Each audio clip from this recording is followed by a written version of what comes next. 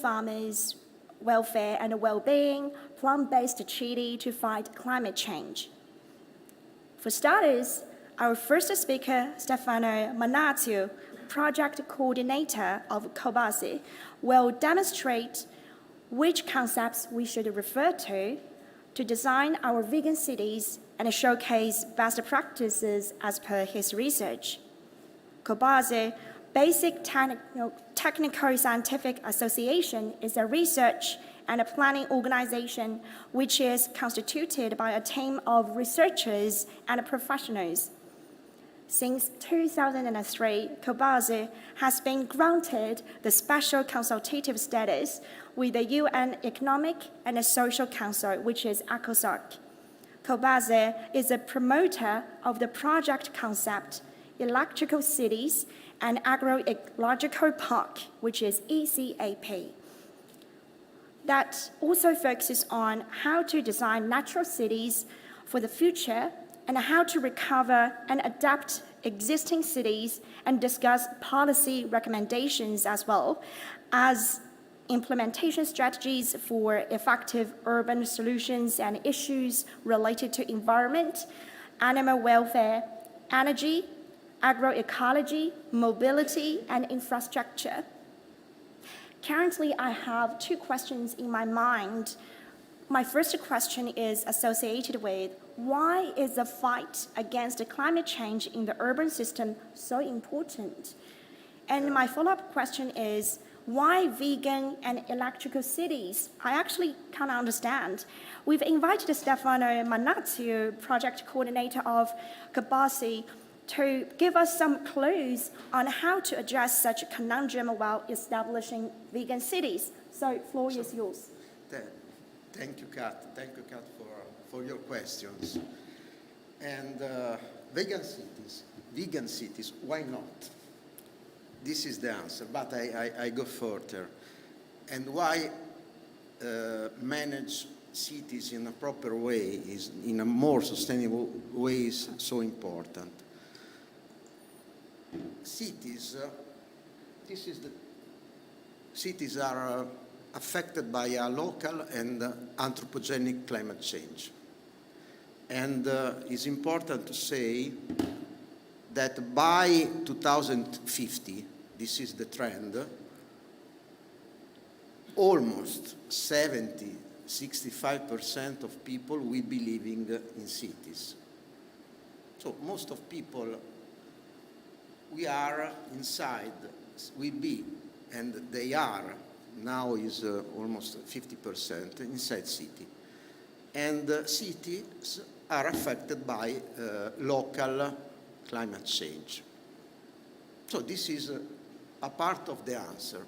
Why cities are so important for the solution of climate change? Because they are affected by climate change. We are experienced about in some mega cities in Asia, also in Europe, about heating, extra warming, about flooding. So we are experiencing climate change directly inside cities. And in our idea, in our vision, inside the negotiation, but also outside, cities are the real and the true key driver for climate change solution. Why? Because the material flow inside city, we can think about all the city in the world, is make material flow from outside, transforming it into waste. A part of this waste is recycled, and a part of this waste is wasted, is sewage. It's not possible to recycle it. This loop, this cycle is, as far as climate change is concerned, is not sustainable. It's not more sustainable. Because we think that this loop must be changed. And I tell you why. That is a vision. It's very simple, but it's important. Go deep inside the loop inside cities about, for example, food, the food chain. food chain,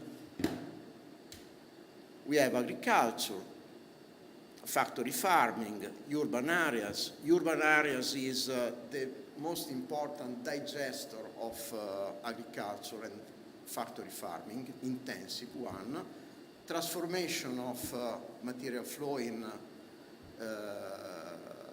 carbon dioxide and nitrogen, and there is also the problem of transportation. This loop and this cycle is not sustainable. So we have to think that there is global warming, there are climate change, but 50 now, but 70% of the reason and the cause of climate change will be inside urban systems. And so we have to change it. We have to change it in our mind, and we have to find a virtual pilot project, try to make a new urban loop. So making urban areas able to feed themselves. Making urban areas to recycle totally waste and make entering from outside only organic agriculture. That is an idea, but of course we have to think, bear in mind that to do that we have to skip something that is not useful. For example, it's very difficult and we need a lot of time to reduce carbon dioxide. Even most of negotiations are based on the reduction of hydrocarbons. Maybe from one day for another, for example, reducing drastically intensive farming and making another good result that is reducing the suffering of animals could join two goals. First, reducing suffering of animals. Second one is reducing nitrogen gases that are 28% more, as far as greenhouse effect, effective than carbon dioxide. This is one example.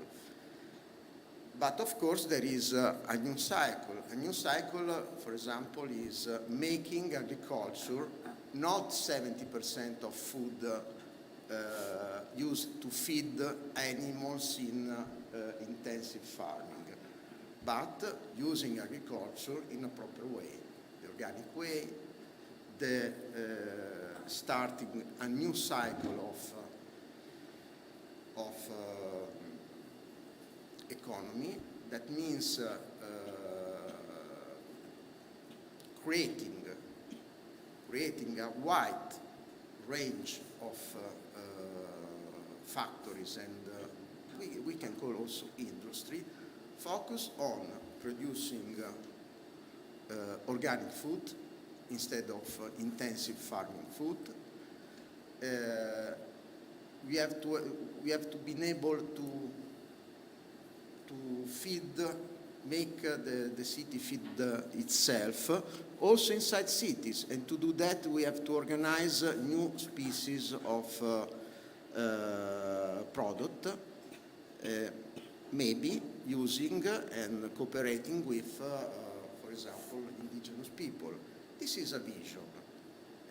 Maybe there are some cities they are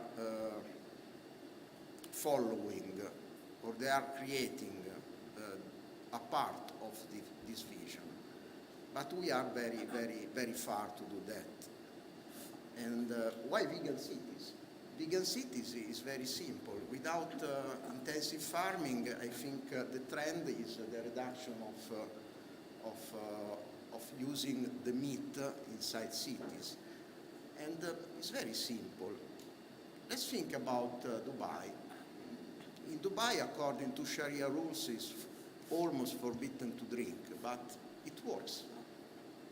So, avoid the meat inside a urban system could work.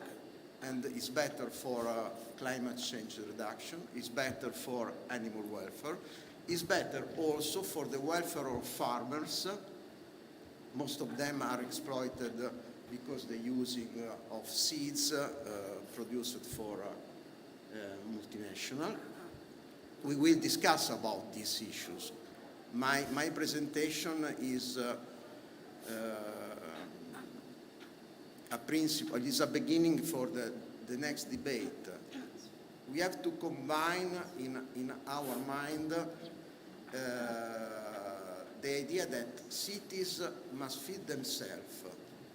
Farmers, they have to develop new kind of agriculture, maybe using the traditional one, because we skip the part of agriculture used to feed animals and try to reduce and eliminating intensive farming. Intensive farming, maybe we born with intensive farming, but is a product of industrialization.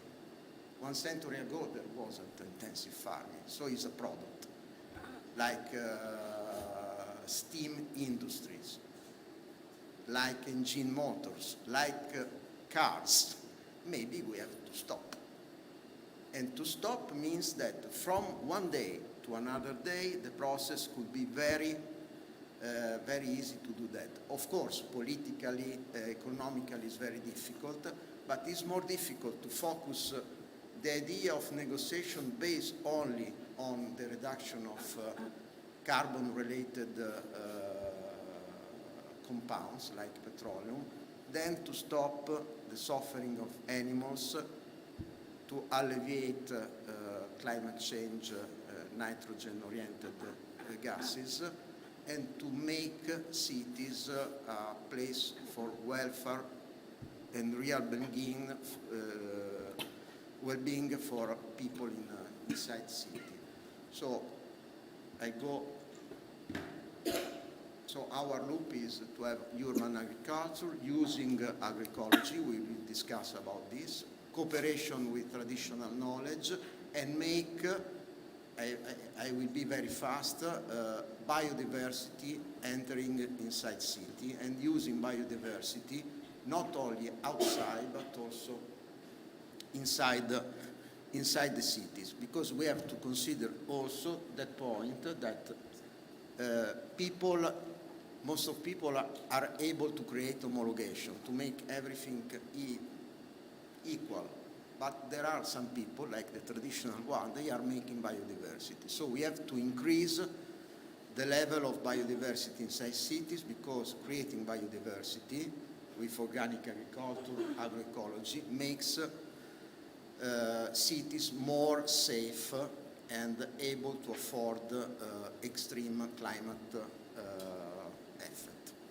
I think I hope to answer to. So thank you very much.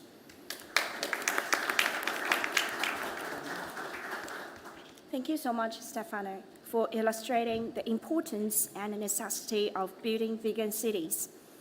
Okay, let's move on to our second group's speakers. They are from Garage 92. Garage 92 Committee for Human Rights, which is also accredited by UN ECOSOC, is a scientific, no-profit, independent research organization. The activity of the committee has concentrated in the elaboration and the realization of projects in the fields of human rights, racism, conflict resolution, rights of indigenous peoples, animals' rights, and poverty. Garage 92 participates to various international programs like the UN Convention on Biodiversity, the UN Convention Against Desertification, and the UN Framework Convention on Climate Change, the Permanent Forum on Indigenous Issues, the Human Rights Council. Garage 92 is a promoter of the strategic project titled Electrical Cities and Agro-ecological Parks. And we have two speakers here. The first speaker is researcher Delfina. a manifesto against intensive animal farming, a definitive condemnation of intensive animal farming, the President Valentina Jappelli, the duties and the rights of the vegan city. The vegan city, a strategic project against climate change and for the protection of cultural diversity. So please start your presentation. Thank you, Kat, for your presentation. Can you hear me? Yes. I'm going to read our manifesto. A manifesto against intensive animal farming. According to the International Union for Conservation of Nature, the loss of species is attributed primarily to humans' needs and pleasures. For example, the trading of meat, animal skins, furs, feathers, horns, tusks, fins, and blubber. Wild animals are disappearing, and slowly the environments and ecosystems that constitute their home are also changing. For example, wild animals are often forced away from their original habitat, typically because of deforestation for intensive farming practices. Intensive farming is frequently intended for the production of animal feed to maintain the even more sad and painful existence of animals in industrial farms. Tragically, a significant number of wild species live solely with the likely expectation of extinction. Some domesticated animals are raised only to be tortured and eaten. According to the Food and Agriculture Organization of the UN 2020, over 70 billion terrestrial animals are killed every year in industrial animal farms.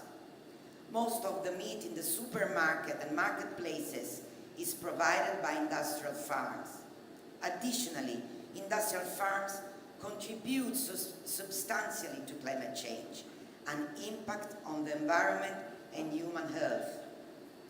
Intensive farming also poses serious environmental problems. For example, exploitation of vast agricultural areas intended for the production of feed, about 2/3 of the world's agricultural area, land. Deforestation for intensive agricultural purposes, consumption of large quantities of water and energy, use of fertilizers and pesticides made necessary by agricultural monocultures intended for the production of animal feed, massive use of antibiotics, which causes antibiotic resistance, production of enormous quantities of waste, manure, responsible for the pollution of groundwater and soil, reduction of biodiversity, and much more. The consumption of meat is also linked to human health and the increase of serious pathologies such as coronary heart disease. The World Health Organization included packaged meat products to its list of carcinogens. According to the FAO, in 2006, the processes involved in the livestock sector generate greenhouse gases equivalent of 18% of the total global emission produced by human activities. According to Gulen and Engin of the World Watch Institute, into 2009, site greenhouse gases equate to 51% of the total global emissions produced by human activities. The livestock sector, however, contributes only to a limited extent of the production of CO2 emissions, only 9%, but is responsible for other important greenhouse gases, 35 to 40% of methane emissions, 65% of nitrogen emissions, and 68% of ammonia emissions, a gas that contributes to the acidification of ecosystems. Methane originating from digestive processes and produced by floatolens manure is the main factor contributing to the most significant 55% emissions produced by the livestock sector. The consumption of meat from industrial farms is unsustainable. This is not an ideological affirmation, but rather an objective confirmation. The basis for this assertion is related to the high consumption of water, for watering the animals, for waste disposal, for cleaning the breeding facilities. However, a large part of the water, 98%, is used for the cultivation of forage. Industrial farms are also unsustainable, attributed to the continuous and increasing deforestation for the product of forage. Industrial farms contribute also to the spread of infectious diseases that require some farmers to adopt drastic measures to rid themselves of their animals to cut their operating costs, killing their animals. It would be improper not to mention the large-scale multinationals and countries in the global south that are involved in land dispossession, rural gentrification of towns and villages, and land grabbing. Often it is the indigenous people and local communities which are the victim of these practices. A component of providing meat to marketplaces involves a high degree of animal suffering. Slaughterhouses represent the conclusion of a terrifying industrial process, which can commonly be described in the following context, whereby animals are subjected to cramped living spaces and overcrowding, poor quality of air, water, and food, poor hygiene conditions, disturbances to the biological cycle, sleep deprivation, systems of forced reproduction and castration, forced separation of offspring from others, systems of fattening and forced fasting, massive administration of medicines to artificially promote growth, genetic manipulation, aggressive behavior induced by forced farming methods, preventive mutilations without anesthetics, wounds, sores, and disease induced by unnatural breeding methods and congenital pathologies, the continuous slaughters of baby calves for consumption, and the cruel condition of transport. To recapitulate, Gerouche 92 has critically examined many aspects of intensive animal farming and food production. This discussion has highlighted how intensive farming contributes to the extensive cruelty to animals and increased global climate change. The intensive production of meat is responsible for enormous suffering to animals and the impact on the environment. Individual responses are not enough. We must act now, together with courage, to ban intensive farming. The decision must be taken now. Gerouche 92 Committee for Human Rights has long been advocating for the abolition of intensive farming and is repeating its request to governments to issue directives to ban intensive farms. Gerouche 92 strongly advocate for the adoption of policies which favor the reduction of meat products and meat byproducts as an integral part of climate change programs. Thank you.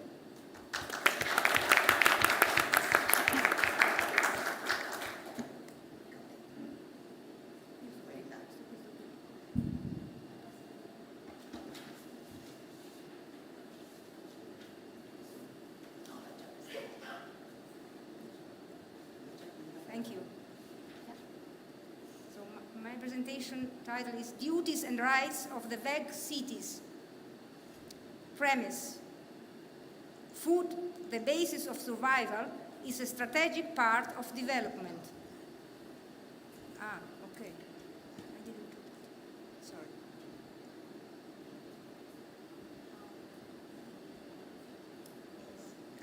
Thank you.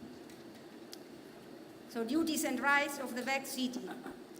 Premise: food, the basis of survival, is a strategic part of development. At least 14 of the 17 Sustainable Development Goals recognized by the United Nations are linked to food. Social, environmental, and climate instability or stability may depend on future food policies. Food is at the crossroads between cultural and environmental diversity, but it also leads to great conflicts. For example, between well-fed versus hungry, man versus animals in intensive farming, agricultural multinationals and intensive livestock farming companies versus farmers and small breeders, carnivores versus vegetarians and vegans, long supply chains which reward large industrial productions versus short supply chains that promote the territory and local products, growing metropolis burning enormous quantities of food and resources versus abandoned and productive lands. Society of opulence, universal food, junk food and waste with a high environmental impact versus poor communities of local food with a low environmental impact.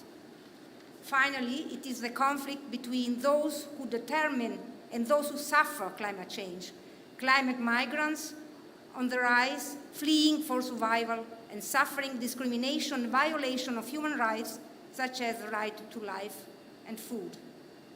These conflicts are greatly exacerbated by climate change, which threatens fundamental human rights, the rights to life, to food, to access to water, to health, to adequate housing, and the right to a healthy environment.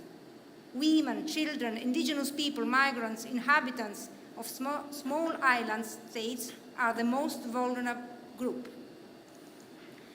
The climate issues in its ecological, social, energetic, food, bioethical, political, and legal aspect must be regarded as a complex problem whose solution involves the identification of limits to technological progress, to the consumption of energy and resources, to the consumption of meat, and to the production of waste.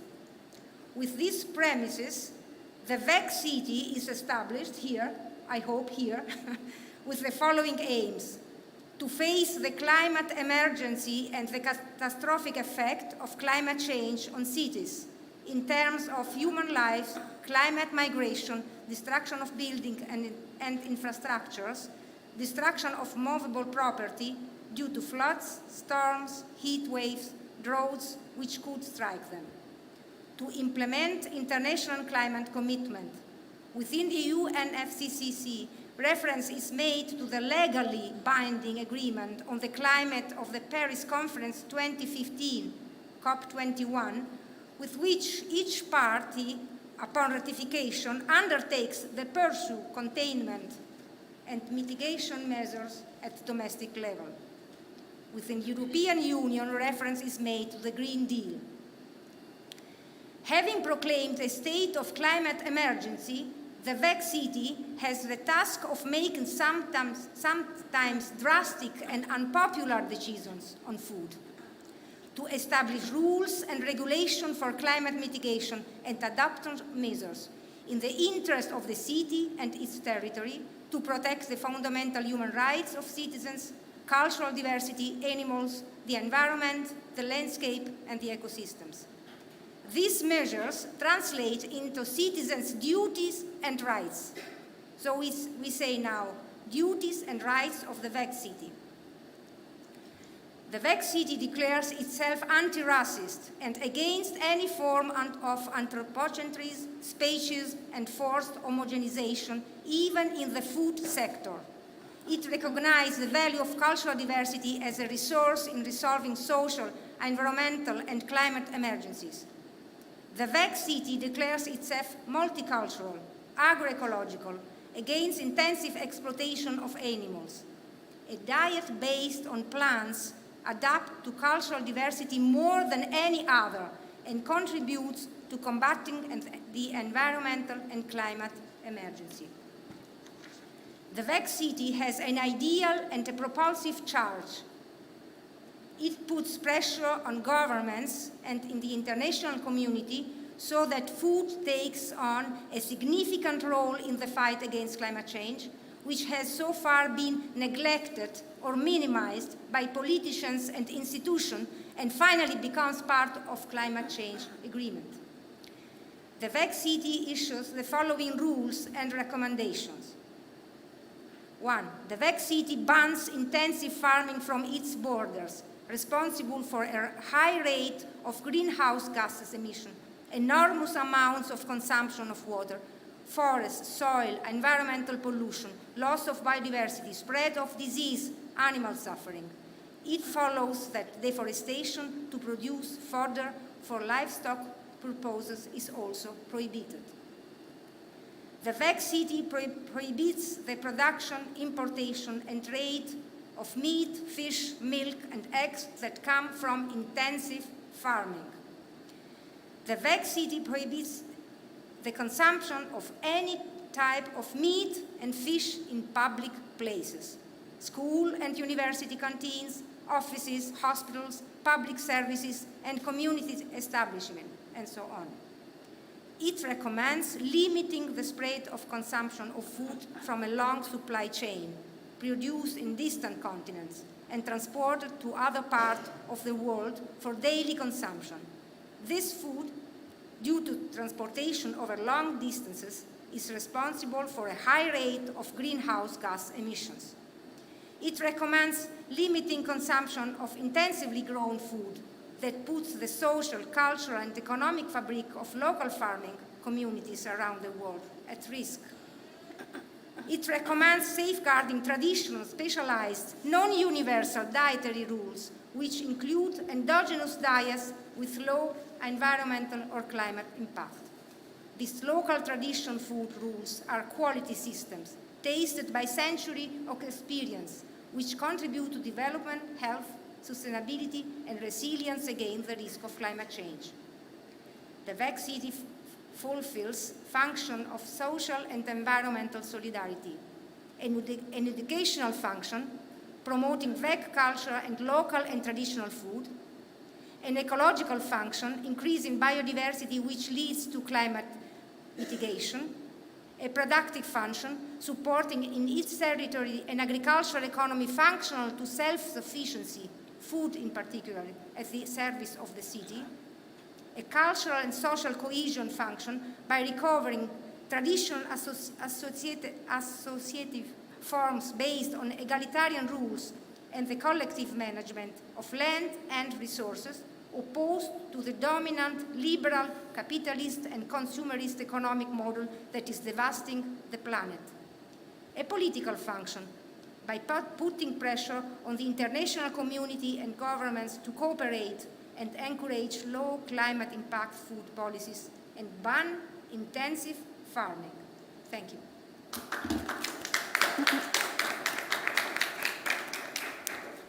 I actually totally agree with you. Stop intensive farming and also show respect for natural cultural gem to embrace a more inclusive and diverse community. So speaking of small farmers, here comes a leader from India who's been conducting study on nature-based solutions and digitized approaches to enhance small farmers' welfare and improve the ecological environment in the long run. Narayan Solanke, President of UV Society, will bring us in-depth view of what barriers small farmers are confronting and how to tackle them through innovative digitized solutions, not at the expense of ecology.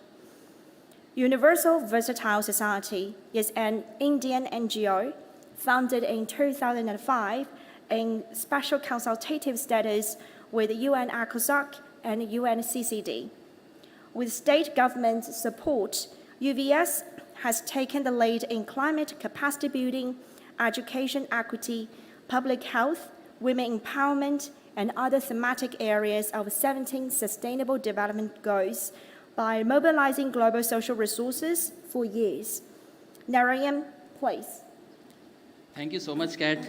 Good morning to everybody. I don't know whether this is good morning or good afternoon now.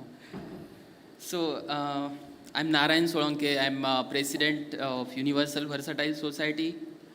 And today it's my pleasure to join the event. Today my speech is on the topic Renew Digital Village and Rose Vegan Soul of Youth. Put digital pulse into agri-food system in line with FAO strategies to ace climate change and climate resilience.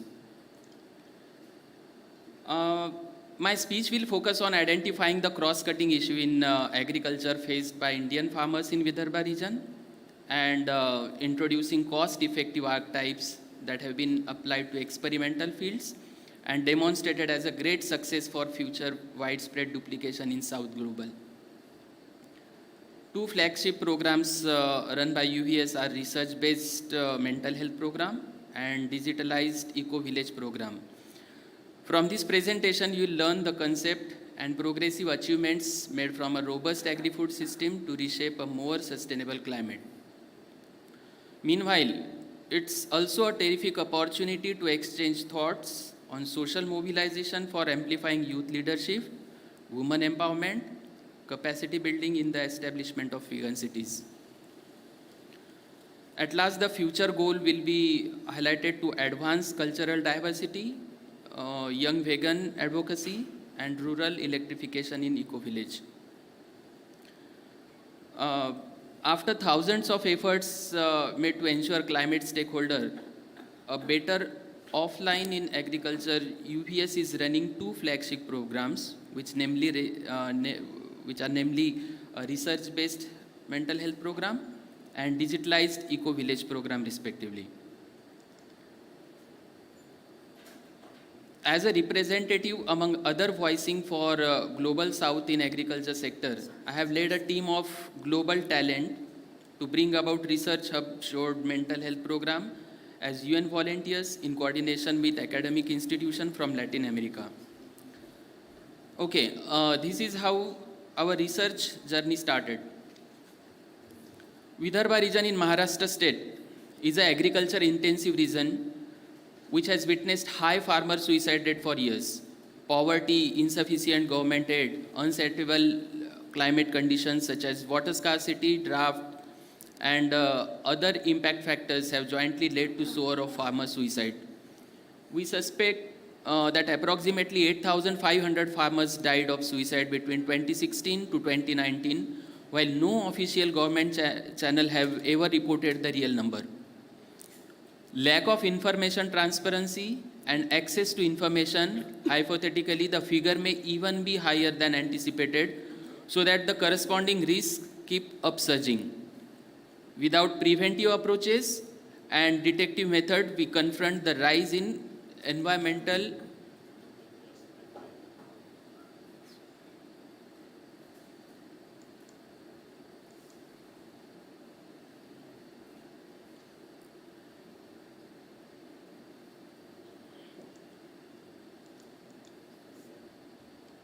Okay, so we suspect that approximately 8,500 farmers died of suicide between 2016 to 2019, while no official government channel have ever reported the real number. Lack of information transparency and access to information, hypothetically the figure may even higher than anticipated, so that the corresponding risks keep upsurging. Without preventive approaches and detective methods, we confront the rise in environmental and cultural crisis along with the depression and suicide rate year by year. This project aims to shed light on enhancement of mental health condition through care and rehabilitation service offered to the farmers. The program has been designed to amplify awareness, make assessment to enable the adaptation of intervention for advancing mental health. Obstructions encountered have been broken down into 4 phases in order to prevent suicide tendencies in village and induce resilience to economic, social, and cultural problems in the long run. Now next is digitalized eco-village program. As for the second programs, it's necessary to re-emphasize the term eco-city. Eco-city was first coined by Richard Register in his 1987 book, Eco-City Beckerley, in the context of an organization called Urban Ecology. With time passing by and business model getting more diverse, the concept has been treated as truism and morphed into digital village driven by AI integrated system and 4G plus bandwidth network. The 1000 Digital Village Initiative, that is DVI, planned role by FAO in Asia Pacific region is to promote digital innovations to rural communities, enabling economic livelihoods, individual well-being, and social cohesion in its real sense.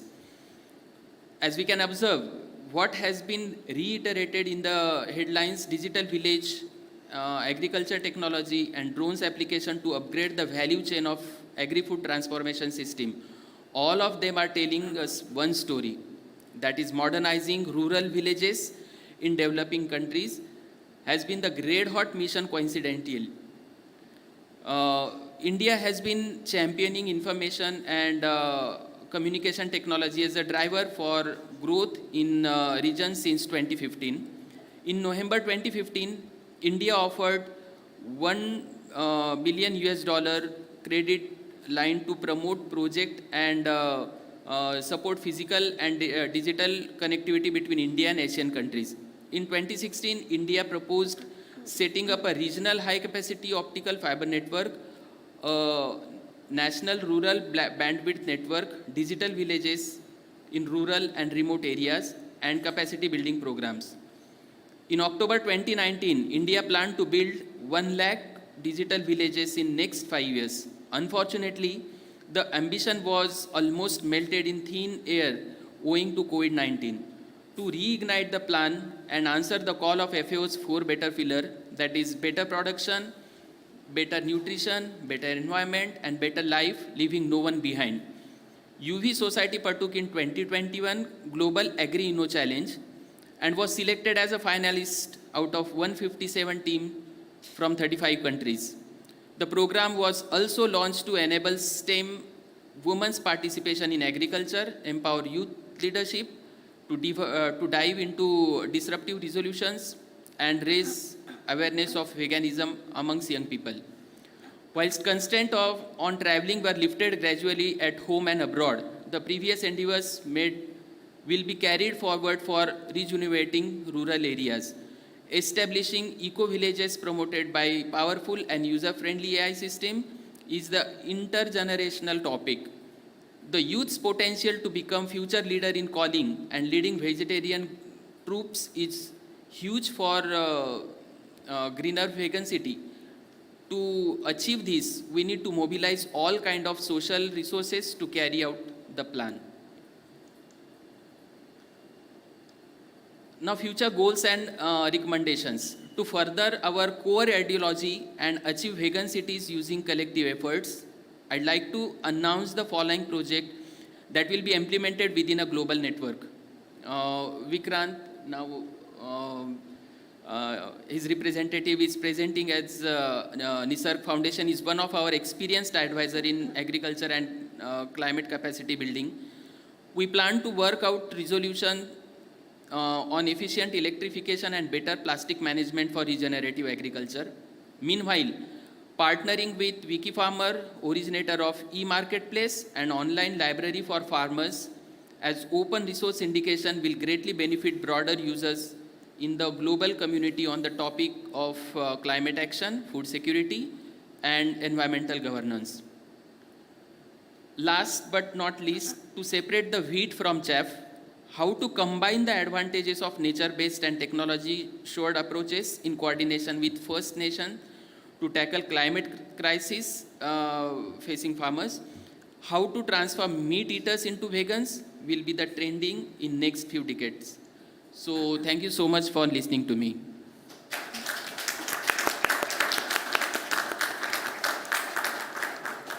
Thank you so much, Narayan. Through your speech, we are fully aware of what kinds of hardships and sufferings those small farmers are currently facing, especially in South Asia. And thank you so much for sharing. Okay, how about concrete solutions or successful practices in a broader community beyond the Asia-Pacific region?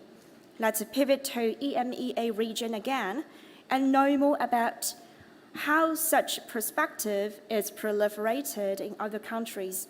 Stella Provelengiou from Wikifarmer will be today's only virtual speaker joining online to tell us a story from Greece. Wikifarmer is a global platform that aims to empower farmers through free knowledge sharing and offer them access to the open, global, and local market for selling their products at fair prices. Wikifarmer creates an ecosystem where all stakeholders of the agri-food sector can interact and learn, bringing science closer to practice and accelerating advances in a farmer-centric way. Today, we are very glad to invite Stella Provelengiou, joining us from Greece.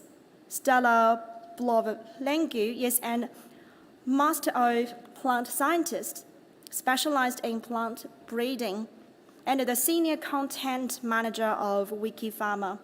Stella has extensive working experience in farmers' consultancy, creating educational and training material for farmers and practitioners, and organizing actions to facilitate knowledge sharing among farmers and scientists. Needless to say, we are all ears to your announcement of your achievements and the relatable progress made in your projects. Please, Stella. Hello, everyone. Thank you, Kat, for the introduction. So my speech today is going to be focused on knowledge sharing and sustainable practices so we are able to transform the agri-food sector and empower farmers globally. So next slide, please. So Wikifarmer is building a 360 ecosystem designed exactly to do that, to empower farmers globally. We do that with different approaches. So we have the Wikifarmer library, where farmers can access free agricultural knowledge in different formats, like articles, online webinars, and all of these are translated into 17 languages.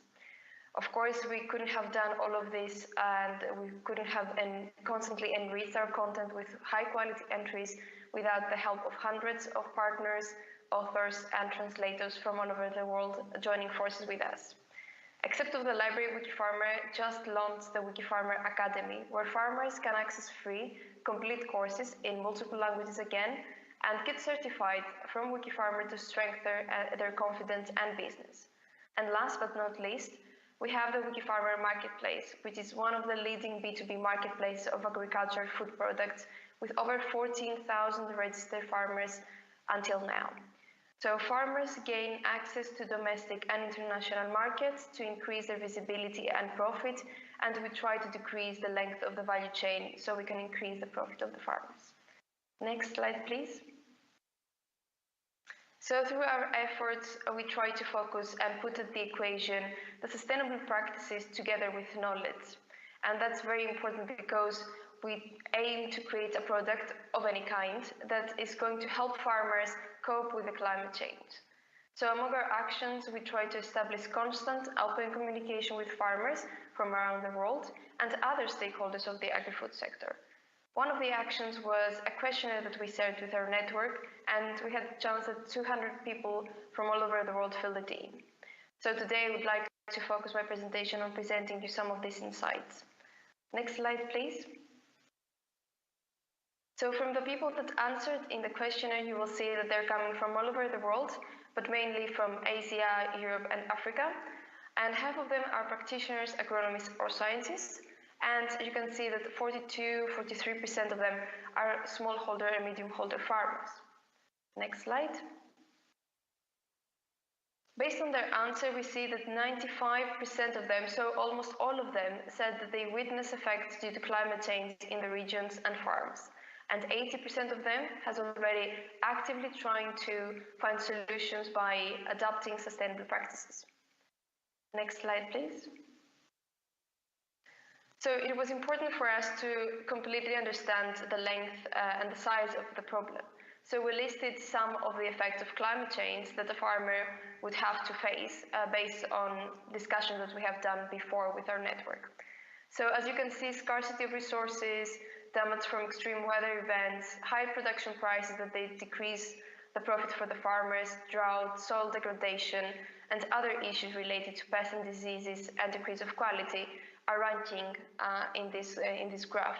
So we see that scarcity of resources is coming second on ranking, with the extreme weather events causing issues coming second. Surprisingly, we wanted to add a question about the lack of knowledge needed to cope with these problems listed here. And it was amazing that this problem, the lack of knowledge, ranked first. So it's a clear message from all the farmers that in order to cope with these issues, we need first to start by obtaining new knowledge on how to do that. Next slide.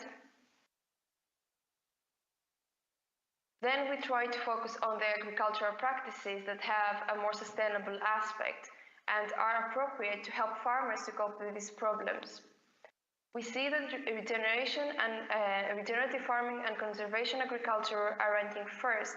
And if we combine this number with a reduced tillage, which is one of the main practices of the systems, we will see a clear winner. So people are trying to find solutions on more traditional ways of agriculture. Of course, crop rotation is one of the most popular practices among farmers of different regions, of different crops. It's something that farmers feel more comfortable experimenting with, but still they're trying to find the best combination of crops, the best order, so they might need some extra help at this area. Of course, water management and the use of resistant varieties are also very important for the farmers to help them cope with climate change. You will see among the other practices, you will find integrated pest management, organic farming, cover crops, agroforestry, actions that boost biodiversity and waste management to be on the list as well. Interestingly, based on our actions, we see that carbon farming is an upcoming trend. More and more farmers are interested in learning how they could use carbon credits to increase profit and combine it with other sustainability practices. Next slide. So we try to see if there is any relevance between the practice and the location. We see that Europeans and North Americans are focusing more on the adaptation of new technologies like smart farming and precision agriculture to cope with climate change. Also, organic farming is one of the main practices that farmers are focusing on to become more sustainable. The main reason for these two areas of focus for the farmers at this region are the resources and the market that is possible to support these more expensive organic products. On the other hand, in Africa, Asia, and Latin America, people are investing in conservation and regenerative farming, and there is an ongoing effort for the revival of forgotten crops. These people have the knowledge and long experience working with the systems, but it's highly important to support them so they are able to do this transition sustainably and economically sustainable for the farmers too. Next slide, please. And when we put the knowledge sharing again into the front of our discussion, we asked the farmers and the agronomists participating in this questionnaire to tell us in which format they would like to obtain new information regarding sustainable agricultural practices, how to implement them, what are the benefits. You will see that the first answer that they think it's appropriate is having an online free course with step-by-step guide. The second one is reading online relevant articles, but of course, consulting local extension services and agronomists is one of the main ways that farmers still obtain knowledge, and it's important to support that with living labs and the extension centers that are very important in regions like India and the US also. Next slide, please. Another very important detail that we should not forget, and usually it's not a detail, we shouldn't forget to take action to lift the language barrier that still exists, and it's quite strong in the agricultural world. So when we combined the results of the question, if people are finding relevant information in their native language or a language that they're fluent at, we combine these answers with the location again. And you can see that the issue it's quite large. A lot of farmers from Africa and South America, over 60% in both cases, they don't find information in a language that they can understand, which is a tremendous issue, and we should take action to combat it. Of course, the picture is a bit different in North America and Europe, that most people are able to find information in a language that they understand, and still Asia is a bit divided half and half. So it's very important not only to produce information, but don't forget that we have to translate it in multiple languages and in languages that farmers are using in the big centers of production. Next slide, please. And of course, we're not the only ones here at the panel working on that. We have worked with some exceptional examples of African women promoting sustainability and focusing on knowledge-sharing. I had the chance to work with all three of them. So please allow me to present Nasifat, Lawal, Anne Maina, and Wageti Kuria, coming from different regions of Africa. They're they're ambassadors of agriculture and sustainable agriculture, training farmers about regenerative agriculture and carbon farming all over Africa, and not only, because all of them have a strong online presence. So it's important to promote and support such examples. But what's next for Wikifarmer and our actions? We will continue to expand our network. We believe in inclusiveness. We want to create a platform where all the stakeholders and smallholder farmers at the center will be able to join, exchange ideas, communicate needs, and that will help accelerate advances. We will establish a constant communication with the farmers. It's highly important to know their needs, to create content and share content that is relevant for them in a format that it's easy for them to access. And of course, we'll invest in other means of knowledge for dissemination. One example is that we're going to release a full, complete, free course about sustainable agriculture, which is going to be available online on our Wikifarmer Academy within the next month. So thank you very much for your attention. I would happily answer any question you may have, and please feel free to reach me to discuss more and give you more information about our actions. Thank you. Thank you so much, Stella. I totally agree on the insights. That is, youth leadership and women empowerment should be an everlasting topic to combat climate change. Totally. And now we are going to move on to our only youth speaker on the panel, Muskan. Muskan is a passionate climate justice advocate and a communications manager at Care About Climate, a global youth-led organization. She's also the member of I4COP, one of the initiatives of Youngo. She does extensive work in projects including gamification of climate education and climate storytelling. She's also a strong advocate of protecting animal rights and adopting the vegan way of life. During the session, Muskan will share her own understanding of vegan citizen and her life experiences of being a technical vegetarian. The floor is yours. Thank you so much, Cataleya. That was a wonderful introduction, and thank you so much for this platform.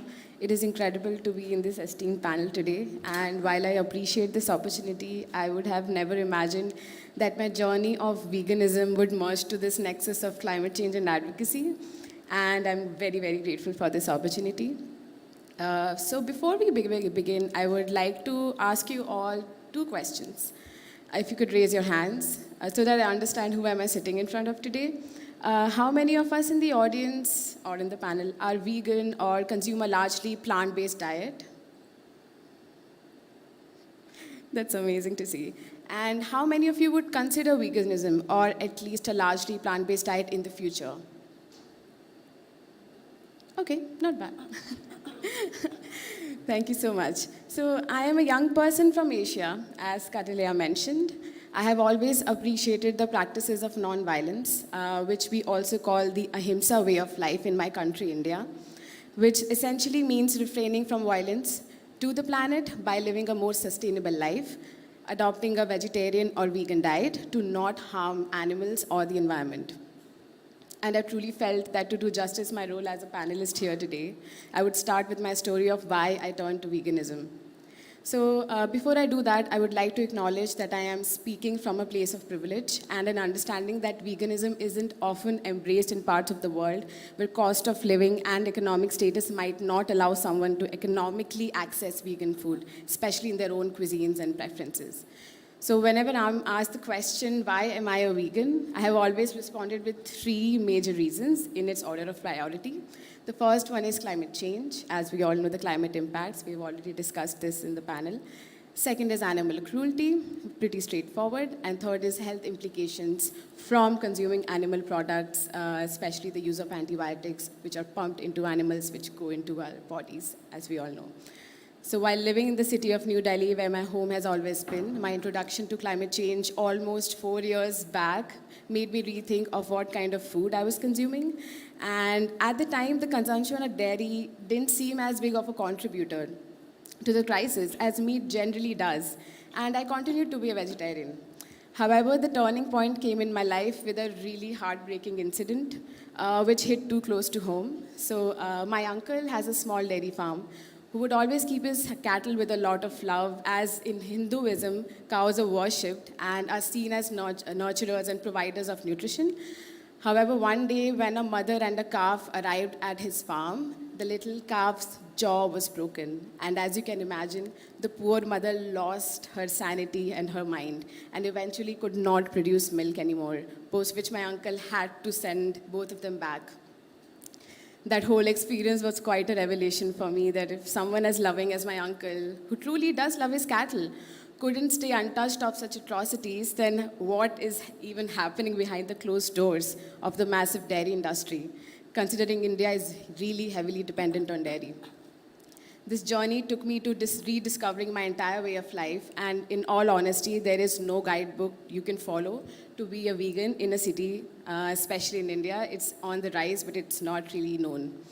Breaking down ingredients and materials of everything that I was using and consuming, and the lack of accessibility of quite a few alternatives made the process a tad bit tougher than I'd like it to be. And I have often seen the look of confusion on people's faces and the basic lack of understanding of what vegan food is.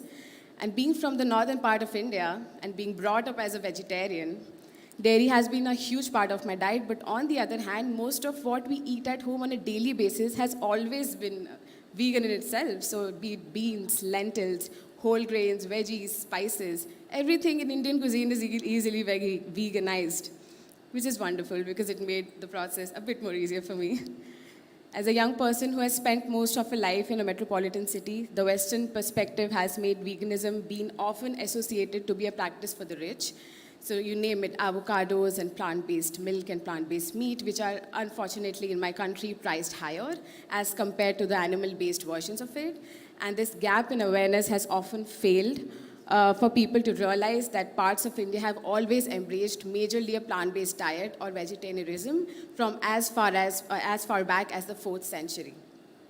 However, while I look at how food and commodities are manufactured and distributed in the cities, it has made me realize the kind of barriers that are there for young people like me to consume in a more sustainable and economical way by supporting plant-based alternatives of food and other plant-based alternatives, for example, commodities of different kinds.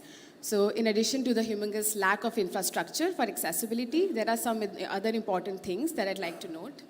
Number one is the awareness and knowledge about veganism is either limited to meat alternatives and greens, or in my city's case, limited to more economically well-off section of the society who themselves don't have much idea of how easily Indian cuisine is veganized or what exactly it entails. So quite often, even employees at cafes and supermarkets would have no idea what vegan food is or vegan skincare product is or anything that I'd like to find. The second is although the price point of our regular food in India, be it lentils or beans, is affordable, however, accessibility of vegan alternatives like butter or plant-based milk, that in itself is often at a markup. The dairy industry, the third point, is heavily subsidized in my country and in a lot of parts of the world. But plant-based alternatives to it would receive really minimal support financially or otherwise. And fourth, the notion that vegan diets or materials are not nutritious or superior enough. So as consumerism is on the rise, our insatiable need to have more has been killing the planet, and we know that. And the very first step to address it is to acknowledge that quite a few times it is only our small deeds that end up making a huge difference. You will always find me going through the ingredients when buying something new, and that one extra step can often make all the difference you'd want to see. Cities need to have proper infrastructure to make opting for more sustainable and vegan options and alternatives easier, so that young people like me who want to support a more animal cruelty-free and sustainable way of life don't face the barriers as we do now. Governments need to step up and reroute crucial funds from the dairy and meat industry and intensive farming, which is severely impacting the planet, to regenerative agriculture, as well as to develop and support more technologies which promote plant-based alternatives. So my one last message to everyone would be that it is essential that we acknowledge being mindful of what we consume, and that there are easier kinds of transitions that we can make while trying our best to live the life of ahimsa, as I mentioned in the very beginning, and to reconnect with and respect the nature and wildlife as we live in harmony as we are meant to. So that's all that I had to say. Thank you.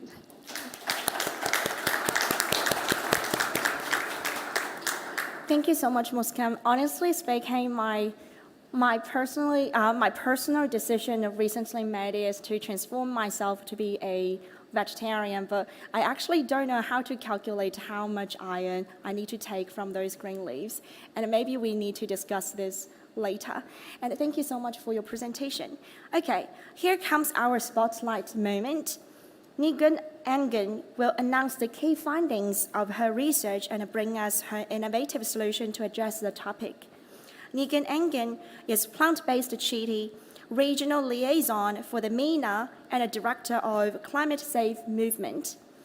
The plant-based treaty aims to halt the widespread degradation of critical ecosystems caused by animal agriculture and to promote a shift to healthier, more sustainable plant-based diets. Please, Nilgün, the floor is yours. Thank you, Kat. Hello, everyone. The plant-based treaty aims to halt the widespread degradation of critical ecosystems caused by animal agriculture and to promote a shift to healthier, sustainable plant-based diets. Quoting the UN Secretary General, the era of global boiling has arrived. Our current food system, dominated by meat, dairy, and egg consumption, is the single largest cause of breaches to 5 out of 9 planetary boundaries. In Johan Rockström and Owen Gaffney's book, Breaking Boundaries, they say, the final battle over whether we successfully deliver on the Paris climate targets rests on whether we are able to transform the global food system. Rockström has stated an agricultural revolution is necessary. And we are not only talking about climate. They continue to say the way that we produce food in the world is the single largest reason that we have transgressed planetary boundaries. It is the single largest threat to the stability of the planet and our life support systems, from fresh water, pollinators, and soil health, to rainfall generation and quality of air and water. Food production is putting our future at risk. So a transition to a plant-based food system is essential, and cities can play a big part in that. The global population is expected to reach 60% living in urban areas by 2050. which will lead to challenges such as climate adaptation, poor air quality, and water shortages. Cities are crucial players in shaping a sustainable future as hubs of innovation, economic activity, and population. Their actions have a significant impact on the environment, resource consumption, and the overall well-being of society. Addressing dietary shifts in cities becomes key, providing a lever to mitigate environmental impacts and bolster sustainability within our global food systems, so that we can live within our planetary boundaries. Cities are joining forces to respond to the climate emergency, and through collaboration, cities are able to share knowledge and ideas, pool resources, and plan improvements to services and infrastructural across municipal boundaries. So we have been meeting with city politicians, bureaucrats, and other stakeholders, presenting to them about the plant-based treaty, asking them to endorse and also implement plant-based initiatives and policy. There is already some fantastic progress being made in leading cities across the world. 22 cities worldwide, including Los Angeles, Edinburgh, and Didim, they have called for a plant-based treaty as a companion to the Paris Agreement to address escalating food emissions. The plant-based treaty has 3 core principles: relinquish, redirect, and restore, designed to halt the expansion of animal agriculture, redirect resources and public education to shift to plant-based diets and rewilding of ecosystems. As well as calling for a global treaty, cities are already taking steps to build vegan cities. One case is Didim. In October 2020, Didim officially embraced plant-based treaty and promptly transitioned the cleaning products used in municipal buildings to vegan and cruelty-free alternatives. They extended an invitation to collaborate with our group in the organization of upcoming vegan festivals, ensuring that PBT remains at the forefront of these initiatives. As part of PBT 1.5 initiatives in Didim, 7 restaurants, cafes, along with 2 hotels, have incorporated vegan options to their menus. In a total of 9 workshops conducted in these establishments, chefs and managers were educated about the benefits of healthy, delicious, and cost-effective plant-based choices. They were also provided with guidance on efficient cooking techniques, saving time and resources. Additionally, they were informed about where to source ingredients that might be unfamiliar, such as vegan cream, mayonnaise, soy products, and more.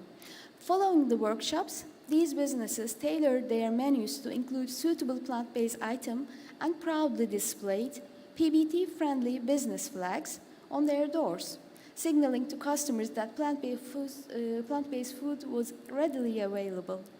Furthermore, the municipality established a vegan buffet by the seaside, a popular area, and employed a vegan chef to prepare and serve affordable, nutritious, and delicious plant-based dishes. This not only facilitated vegan activism, but also offered the community access to plant-based options. The chef remains dedicated to conducting workshops and training sessions at various cafes and restaurants in Didim city. Didim municipality has future plans to transform their cultivated land currently used for legumes and vegetables into a organic farm. Another case study is Amsterdam. Amsterdam have expressed their support and willingness to endorse PBT. Here is the quote from the city council: "We will sign the plant-based treaty, sending a strong signal that endorsing the principles of the 2015 Paris Climate Agreement needs a climate-neutral and circular food system." As a C40 city, Amsterdam has long played a leading role in sustainability, including the implementation of donut economics. The support for this plant-based treaty aligns seamlessly with Amsterdam's commitment to reducing CO2 emissions and promoting a healthier lifestyle for its citizens. Amsterdam is committed to implementing change. They are utilizing green spaces and urban agricultural areas for edible greenery and local food production. They are developing an implementation plan to accelerate the transition to plant-based food and beverage offerings within the municipal organization, and are committed to supporting public organizations with knowledge and experience regarding tenders, subsidies, and contracting in their purchasing policy for healthy, fair, sustainable food. Another target is food waste reduction of 50% by 2030. Amsterdam understands a shift to urban agriculture turns residents into prosumers. They are more aware of the production, preparation, and consumption of food. They waste less food, eat healthier, and familiar with involved in urban agriculture as a visitor, volunteer, initiator, or consumer. The ambition is to double this to 20% by 2026 by increasing the impact of existing initiatives and the area. Their objective is affordable, healthy, fair, and sustainable food for all Amsterdam residents, and are committed to helping residents make healthier choices in their food consumption in order to reduce obesity and food-related diseases and health differences. Another case study is New York, led by plant-based Mayor Eric Adams, and although they have not yet endorsed the treaty, New York is another example of a city that has implemented significant plant-based solutions to the climate crisis. Public advertisement campaigns on the subway offering tax incentives to businesses who increase shelf space for healthy food, 2 plant-based days a week in the school system, and vegan by default in the hospitals are just a few of the pioneering plant-based initiatives in the city. What we need to see is a real shift in acknowledgement that the climate crisis is not going to be solved by focusing on fossil fuels alone. The cow in the room, animal agriculture, needs to be addressed, and the power of a shift to plant-based needs to be accepted and implemented as a major part of the solution. As a companion to the Paris Agreement, the plant-based treaty offers those meaningful solutions and a solid pathway that will reduce our planetary impact. By implementing a plant-based treaty and the implementation of plant-based policy, nations can meet and exceed their emission reduction targets, as well as absorbing the excess carbon from the atmosphere through rewilding and reforestation, bringing us down to safe levels. Not only that, but a plant-based treaty will positively impact on multiple areas of perilous concern, such as methane and nitrous oxide levels, deforestation and land use change, species extinction and biodiversity loss, water and air pollution, eutrophication, ocean dead zones, acidification and coral bleaching, risk of zoonotic disease and pandemics, public health and well-being, food deserts and accessibility, protection of indigenous communities.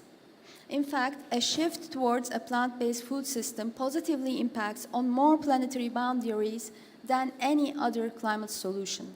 We urge cities, individuals, businesses, and groups to join us and put food systems at the heart of the solution. By endorsing the treaty, you can actively contribute to the following actions: educate people about plant-based foods, raise awareness about the beneficial points of plant-based foods, and promote the shift to more healthy, sustainable plant-based diets. Organize events and actions, engage in virtual or on-site actions and events to raise awareness about food systems, such as food giveaways, reforesting, rewilding, and community gardens.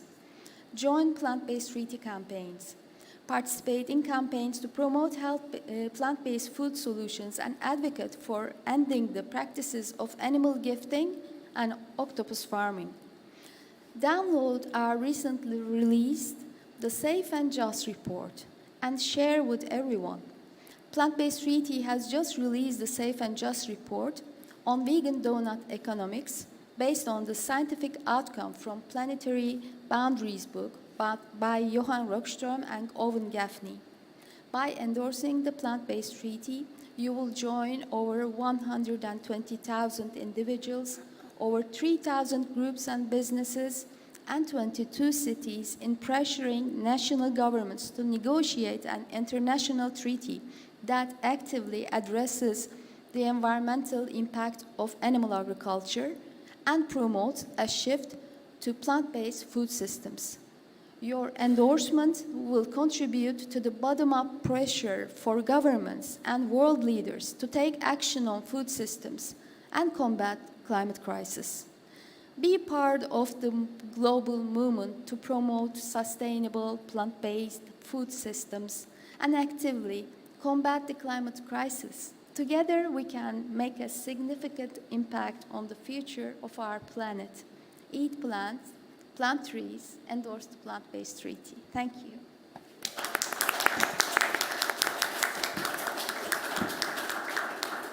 Thank you so much, Nilgün.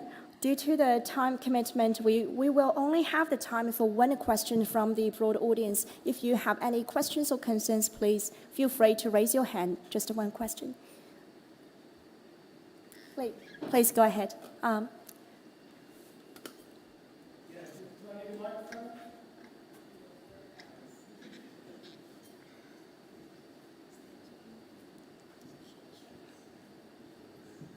Yes, thank you. My name's Michael Lee and I'm an observer from the UK. I wear a few hats. One of them is European Federation of Animal Science. First of all, thank you to the panel, and the passion is clear, but just a few comments for balance, if that's okay. First of all, no one wishes to see loss of biodiversity, and certainly no one wishes to see animal suffering, so that's abundantly clear. But also we have to realise as well that the picture painted for livestock production is not just one picture. There are many different ways that livestock are raised.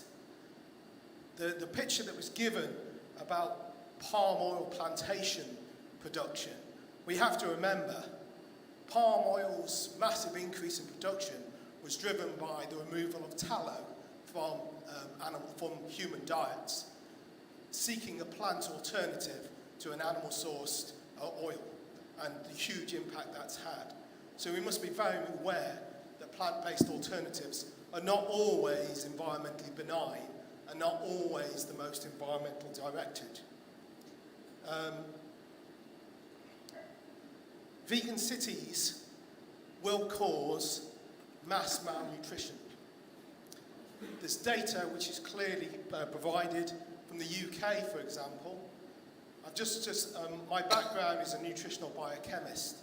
We have 55% of young women in the UK who are iron deficient, and it's rising. Young women are the most aligned to reducing animal-sourced foods in their diet, which is extremely worrying. Also, the country with the highest level of stunting in the world is Malawi, and it has the lowest level of animal-sourced food consumption, so we must be extremely cognizant. India has huge challenges with vitamin D, vitamin B12, iron, selenium, and iodine deficiency, and of course has the lowest level of meat consumption. So yes, we need to look at balance. Yes, we need to improve, but we also must be extremely aware that veganism is not a sole direction for sustainable food systems. We are all, you mentioned about removal of carnivores. No one is a carnivore. We need to eat more plants, yes. We need to eat more plants for the value that they give, fibre. But we also must value animal-sourced foods which deliver to sustainable diets. Veganism is for the privileged few. You indicate this yourself. We must be very much aware of malnutrition within the planet and work as plant scientists and animal scientists for for solutions to improve animal welfare, but also to improve the diets of everyone. Thank you. Thank you so much. I think this is a very good question because the topic itself is very controversial, and even myself was wondering the same question several years ago. So anyone from the panelists would like to answer this question? Okay, Nilgün, please. Thank you for asking. I would refer to an Oxford study back in 2018 telling that 82% of the arable land on Earth is used to feed the animals, which are the intermediate person here.